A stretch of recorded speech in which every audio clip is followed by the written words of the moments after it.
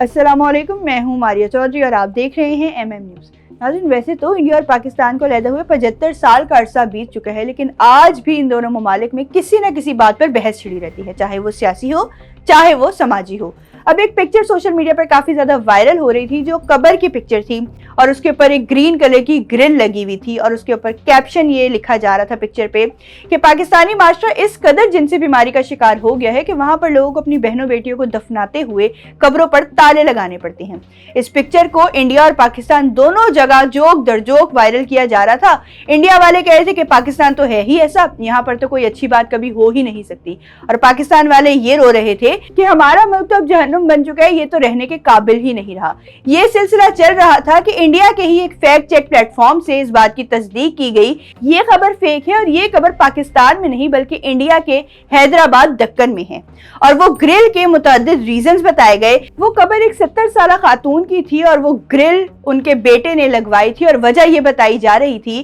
कि क्योंकि वो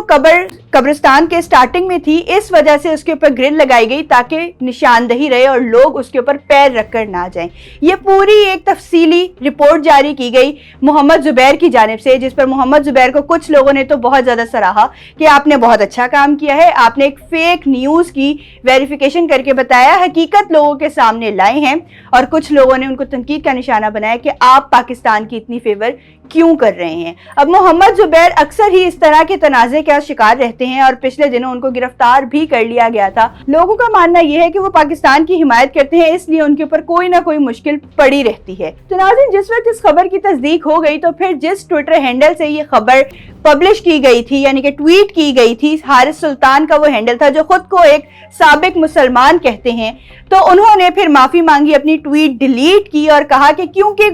पहले इस तरह की खबरें आती रहती थी कि पाकिस्तान में इस तरह का मामला होता है, तो मुझे लगा कि वो पाकिस्तान में ही वाकई खबर होगी और इस वजह से मैंने वो पोस्ट कर दी थी। और उसके बाद जितने भी इंडियन डिजिटल मीडिया प्लेटफॉर्म्स थे जिन्होंने उस खबर को शेयर किया था, उन सब ने भी माफी मांगी। और फिर ट्विटर पर भी एक बहस छिड़ गई कि जिन लोगों ने उस ट्वीट को शेयर किया था, जिन पाकिस्तानियों ने भी उस ट्वीट को शेयर किया था, उनको भी माफी मांगनी चाहिए क्योंकि उन्होंने बगैर वेरिफिकेशन की एक बात की थी। और मैं आपको यहाँ पर ये कहना चाहूंगी कि जो भी आप ट्वीट शेयर कर रहे होते हैं, रीट्वीट कर रहे होते हैं किसी भी सोशल मीडिया प्लेटफॉर्म पे, या किसी को बताते हुए भी अगर आप कोई बात कर रहे हैं, तो पहले उसकी वेरिफिकेशन कर लें, पहले उसकी पूरी तस्दीक कर लें कि क्या आप किसी को इंफॉर्मेशन दे रहे हैं, उसकी नॉलेज में इजाफा कर रहे हैं या फिर आप उसको मिसगाइड कर रहे हैं। इसी के साथ मुझे दीजिए इजाजत, अल्लाह निगहबान। ताज़ा तरीन खबरें, तहकीकाती रिपोर्ट्स और स्टॉक मार्केट के हालात, खेलों की खबरें, शोबिज़ और सोशल मीडिया ट्रेंड्स सिर्फ एक क्लिक की दूरी पर। MM न्यूज़ की एप्लीकेशन डाउनलोड करें और बाखबर रहें।